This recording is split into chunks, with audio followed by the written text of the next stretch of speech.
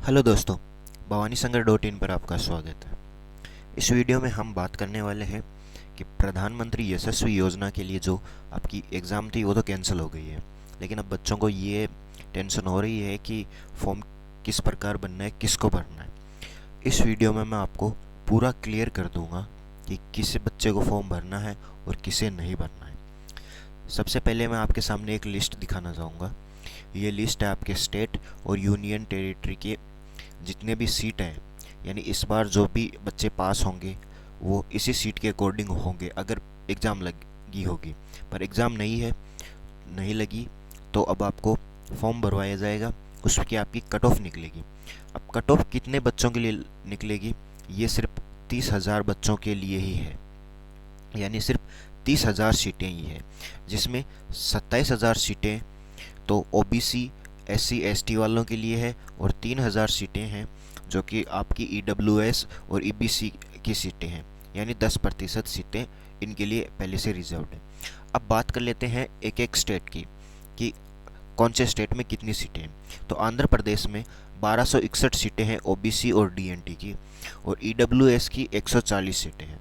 Total Andhra Pradesh में 1601 seat है, 1401 seat है। अगला स्टेट है अरुणाचल प्रदेश। अरुणाचल प्रदेश में सिर्फ ओबीसी की सिर्फ 2 ही सीट है और ईडब्ल्यूएस की कोई भी सीट नहीं है। असम में सिर्फ 400 सीट ओबीसी की है और ईडब्ल्यूएस की 44 सीट्स हैं। बिहार में 3,305 सीटें तो ओबीसी की है और 367 सीटें ईडब्ल्यूएस और ईबीसी की है। छत्तीसगढ़ में 589 सीटें ओबीसी की है और ईडब्ल्यूएस की 65 सीटें हैं। गोवा में 13 सीटें ओबीसी की है और ईडब्ल्यूएस की 1 सीट है सिर्फ। गुजरात में 1232 सीटें ओबीसी और डीएनटी की है। ओबीसी और डीएनटी का मतलब एससी एसटी ओबीसी ये सभी, इसमें जनरल भी साथ में शामिल है।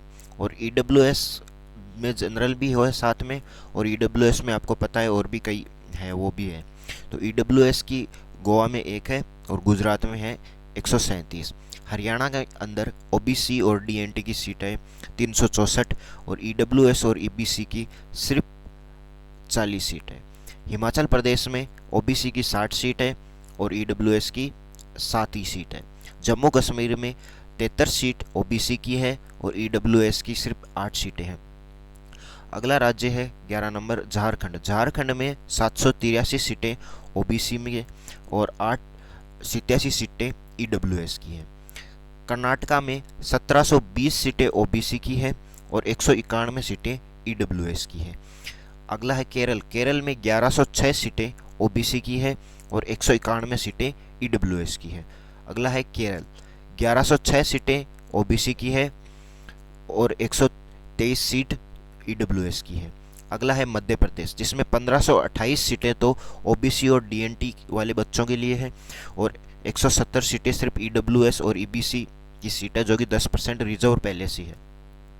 हमारे पास पूरी लिस्ट है, आपको मैं एक एक करके सभी का बताऊंगा। अगर आप ये पीडीएफ डाउनलोड करना चाहते हैं तो आप हमारे व्हाट्सएप ग्रुप को ज्वाइन कर लीजिए और टेलीग्राम ग्रुप को भी ज्वाइन कर लीजिए। हमने हमारा व्हाट्सएप का चैनल भी नया बना लिया है। अगर आप वहाँ अभी तक ज्वाइन नहीं हुए तो वहाँ ज्वाइन हो जाइए, उसकी लिंक आपको डिस्क्रिप्शन में मिल जाएगी और बाकी सभी प्लेटफॉर्म्स की लिंक भी आपको डिस्क्रिप्शन में मिल जाएगी, आप ज्वाइन हो जाइए। अगला है महाराष्ट्र। महाराष्ट्र में 1926 सीटें ओबीसी की है और 214 सीटें ईडब्ल्यूएस की है। ओडिशा ओडिशा में 707 सीटें ओबीसी की है और 79 सीटें ईडब्ल्यूएस की है। अगली है पंजाब। पंजाब में 227 सीट ओबीसी की है और 25 सीट ईडब्ल्यूएस की है। राजस्थान, जहाँ से मैं बिलोंग करता हूँ, वहाँ पर 1644 सीट ओबीसी डीएनटी की है और 183 सीट ईडब्ल्यूएस ईबीसी की रिजर्व्ड है। अगला है तमिलनाडु। तमिलनाडु में 2784 सीटें ओबीसी की है और ईडब्ल्यूएस की 309 सीटें हैं। तेलंगाना की 901 सीट है ओबीसी की और ईडब्ल्यूएस के लिए 100 है। अगला राज्य है उत्तर प्रदेश। उत्तर प्रदेश में सबसे अधिक सीट है 5,522 ओबीसी के लिए और 614 ईडब्ल्यूएस के लिए। उत्तराखंड में 94 सीट है ओबीसी के लिए और ईडब्ल्यूएस के लिए 10 है। वेस्ट बंगाल यानी पश्चिम बंगाल में 403 सीटें ओबीसी के लिए है और 45 सीटें ईडब्ल्यूएस के लिए है। अगला है मेघालय में सिर्फ 2 सीट है ओबीसी के लिए, ईडब्ल्यूएस के लिए कुछ नहीं है। मिजोरम में 1 सीट है। मणिपुर में 76 सीट तो ओबीसी के लिए है और वो आपकी ईडब्ल्यूएस के लिए सिर्फ 8 सीट है। नागालैंड में 0 सीट है। अगर नागालैंड का कोई भी बच्चा है तो उसे शायद ही कोई स्कॉलरशिप का फ़ायदा मिलेगा। तो ये सबसे ख़राब बात रखी गई है कि नागालैंड का कोई भी सीट यहाँ नहीं दिखे। कोई बात नहीं, अगला चलते। सिक्किम की 16 सीटें तो आपकी ओबीसी की है और 2 सीटें ईडब्ल्यूएस की है। त्रिपुरा में 31 सीटें ओबीसी की है, 3 सीटें ईडब्ल्यूएस की है। ये एन आइलैंड ये कौन सा है? ये एक आइलैंड है जो कि जिसमें सिर्फ 3 सीटें ही है ओबीसी की। फिर चंडीगढ़ में 12 सीटें तो ओबीसी की है, 1 सीट है आपकी ईडब्ल्यूएस की। अगला दादर नगर, ये जो नीचे देख रहे हैं ना आप, यहाँ से 30 से आगे ये सभी क्या है? यूनियन टेरिटरी, यानी यूनियन टेरिटरी को आप हिंदी में बोलते हैं केंद्र शासित प्रदेश। तो ये अंडमान निकोबार द्वीप है 30 नंबर पर। ये जो एन है ये अंडमान निकोबार में सिर्फ 3 है। अगला है दादर नगर हवेली, ये जो कि गुजरात में है, उसमें सिर्फ 1 है। फिर है दमन द्वीप जिसमें कोई भी सीट नहीं है। फिर है दिल्ली में 166 सीट ओबीसी की है और 18 सीट ईडब्ल्यूएस की है। अगला है पुडुचेरी में 49 सीट ओबीसी की है और 5 सीट ईडब्ल्यूएस की है। और लास्ट में है लक्षद्वीप में कोई भी सीट नहीं है। कुल 30,000 सीट है जिसमें से 27,000 सीटें ओबीसी डीएनटी के लिए है और 3,000 सीटें ईडब्ल्यूएस वालों के लिए। अब आपको ये मैंने क्यों बताया? ये इसलिए बताया है कि इसमें जिस तरह, अब मैं आपको एक उदाहरण लेके बता देता हूँ राजस्थान का।